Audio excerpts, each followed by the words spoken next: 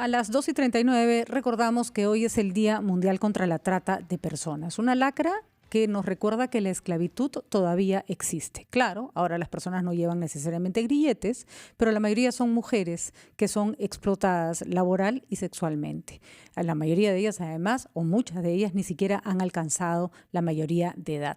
Hay que decirlo, en un país como el nuestro, la trata además se invisibiliza en a veces tradiciones, costumbres que hemos venido arrastrando desde muchos años, ¿no? La famosa sobrina, la que mandan de la sierra a la costa para que estudie en Lima y claro, la tienen básicamente encerrada en una casa trabajando de sol a sol sin recibir ningún tipo de sueldo, ¿no? Por ejemplo, por poner un ejemplo X. Pero el que sabe de todos estos temas y los viene trabajando hace muchísimos años es Ricardo Valdés. Él es director de CHAC Alternativo y nos va a contar sobre estas terribles cifras que involucran, detrás de las cuales hay historias realmente dramáticas. ¿Cómo está, Ricardo? Gracias por estar con nosotros. Con gusto, Patricia. ¿Qué tal? Buenas tardes. Bueno, siempre es un día en el que se reconoce el trabajo que realizan ustedes, pero a la vez que se reconoce todo lo que falta por hacer. La trata de personas en realidad es un fenómeno que además se acrecienta con, por ejemplo, los fenómenos de migración en el mundo, pero que, como decimos, se disfraza la esclavitud de nuevas formas. Así es, en efecto. Hoy día se conmemora el Día Mundial y es bueno recordar que las víctimas se cuentan por millones, ¿no? O sea, las cifras de Naciones Unidas hablan de 22 millones en el mundo, de las que más o menos pueden ser detectadas y reconocidas por las diversas investigaciones de las policías y ministerios públicos de los países. Algunas entidades internacionales en América Latina hablan de 2,5 millones de víctimas. Solamente en el caso peruano estamos hablando de 5.000 víctimas de trata en los últimos 4 años, de acuerdo a las cifras del Ministerio Público. Y me atrevería a decir que, como en el caso de la COVID, son muchísimas más, simplemente no se han detectado, ¿no? Exactamente, ¿no? O sea, solamente son aquellas que realmente logran haber sido rescatadas en algún tipo de operativo o han logrado fugar, porque también tenemos muchas de las víctimas que recuperan su libertad por sí mismas, ¿no? Sin embargo, bueno, la situación es muy complicada y en efecto tiene mucho que hacer, no solamente con el tema de la pandemia. Nos preocupa a nosotros como sociedad civil qué es lo que va a ocurrir en los siguientes meses debido a los factores de vulnerabilidad que se han incrementado muchísimo ahora con el desempleo y con la falta de oportunidades laborales, ¿no? Sin duda es conocido que la principal forma de captación es la falsa oferta de empleo y esto creo que va a ser el pan de todos los días en las próximas semanas. Hay que tener mucho cuidado. El 81% de las víctimas son mujeres, el 71% está entre los 12 y los 24 años, es decir, las jovencitas son, digamos, el blanco más fácil o el más atractivo para este tipo de labores, no sé ni cómo llamarlo, de lacras. Sí, definitivamente, de acuerdo a las cifras peruanas, dependiendo de quién presente los números, pero ambos coinciden en que es la mujer la principal víctima. Es decir, la trata tiene rostro de mujer sin lugar a dudas y rostro de mujer joven, ¿no? De 12 a 26 años. Aún hay mucho por hacer, todavía nos falta investigar y operar más a nivel de lo que es el trabajo forzoso, a nivel de lo que es explotación laboral. También mencionabas al introducir el tema de la servidumbre doméstica, que se sabe muy poco al respecto. Entonces, sin duda, las cifras son solamente un indicador, un indicio serio, firme, de que existe el problema y que está difundido en todo el país. No hay región del Perú que no tenga casos de trata de personas. Sin embargo, hay regiones que destacan por su práctica. Lima, obviamente, tiene más casos, hay más gente. Madre de Dios, es un punto crítico. Ricardo. Sí, la zona sur del país, porque yo diría que es una suerte de clúster. Ahí hay un sistema, porque hay rotación inclusive de víctimas, porque no solamente son captadas en un punto, explotadas en otro y viceversa. Me refiero a esta zona, este triángulo que se establece entre Puno, Cusco y Madre de Dios. Entonces, estas 3 regiones, hay una serie de vasos comunicantes entre ellas, y están también asociadas a otros problemas, a otros delitos como la minería ilegal, como el contrabando. En fin, hay otros problemas que se asocian a la trata de personas. La economía criminal tiene muchas interrelaciones entre sí. Y luego, obviamente, está el oriente peruano. Cada vez hay más casos también en la región Amazonas, pese a que las estadísticas policiales no lo refrendan así, pero sabemos que hay más casos ahí, y sin lugar a dudas también en la zona de San Martín. Ahí hay también otro eje que está constituido por Ucayali, San Martín y Loreto, al cual se está sumando Amazonas. Y últimamente, por el tema de la migración venezolana, el norte peruano.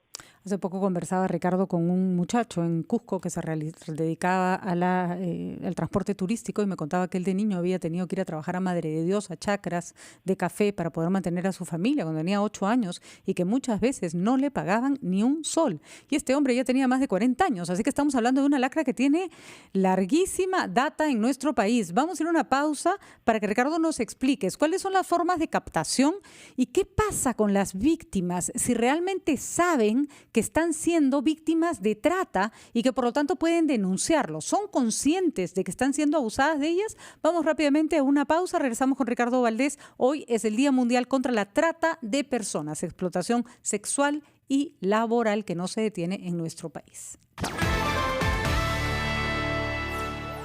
Este no es un comercial del BCP.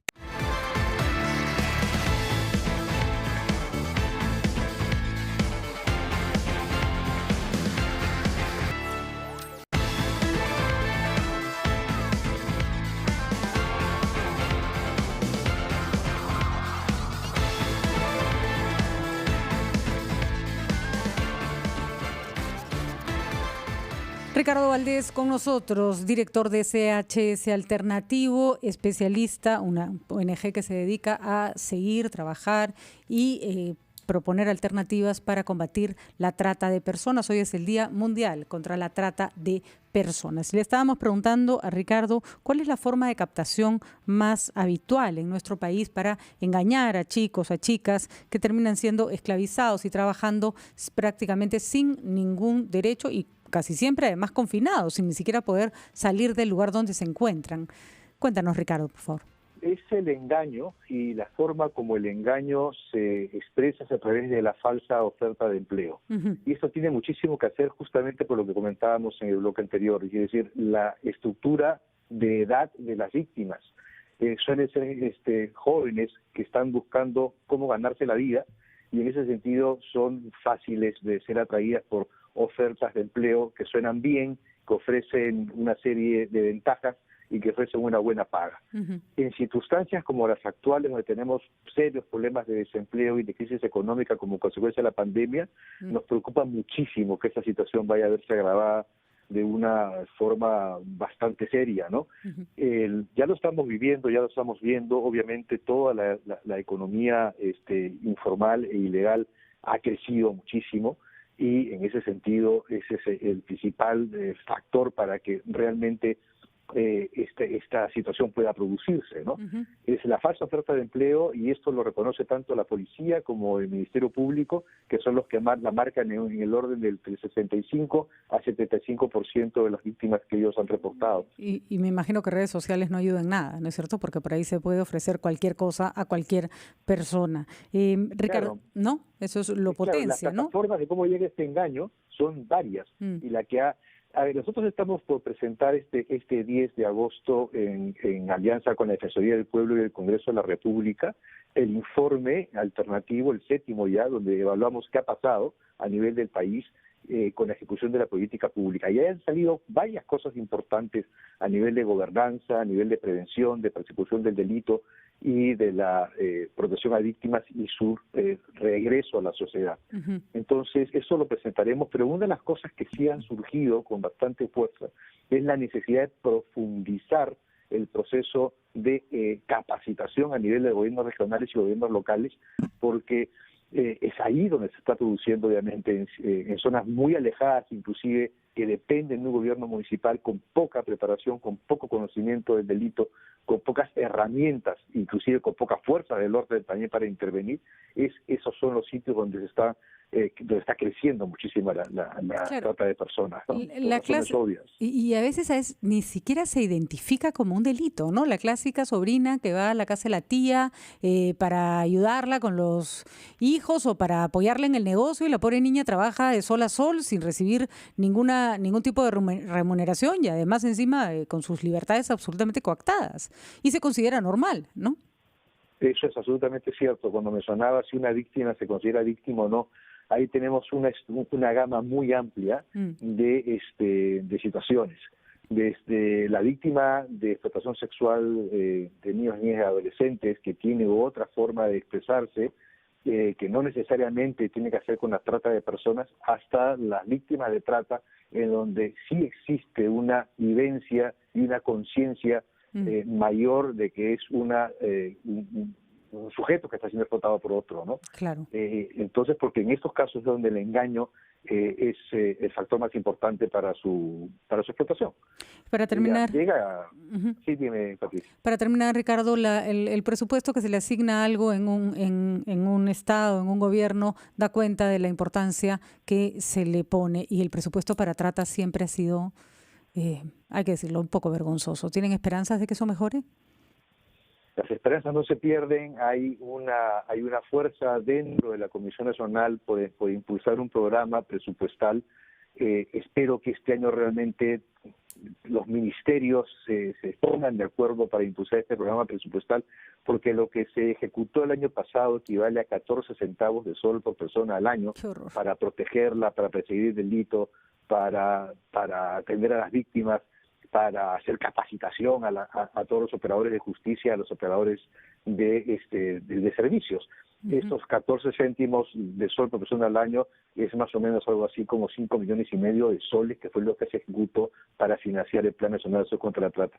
Esto es un problema que se viene repitiendo año a año, así como la dificultad de tener cifras claras, etcétera. Pero hay también noticias positivas. Se han producido también una serie de mejoras en la comprensión del manejo de la víctima. Tenemos nuevos albergues, hay unidades de protección especial, se ha mejorado inclusive la atención en muchos casos, digamos, la atención directa a la víctima y también en el trato que se le da al momento de ser rescatada. Hay muchas cosas que tenemos que informar aún, y haciendo un balance en donde queremos resaltar lo positivo, pero también las cosas que hay que mejorar. Por supuesto, se necesita dinero para atender a probablemente la última cadena de los más explotados de este país, sobre todo los menores de edad. Muchísimas gracias, Ricardo, y felicitaciones siempre por el trabajo y por la dedicación a un tema que se invisibiliza demasiado en nuestro país. Muy buenas tardes, Ricardo. Gracias por estar con nosotros. Despedimos a Ricardo Valdés hablando sobre el Día Mundial contra la Trata de Personas, y nos vamos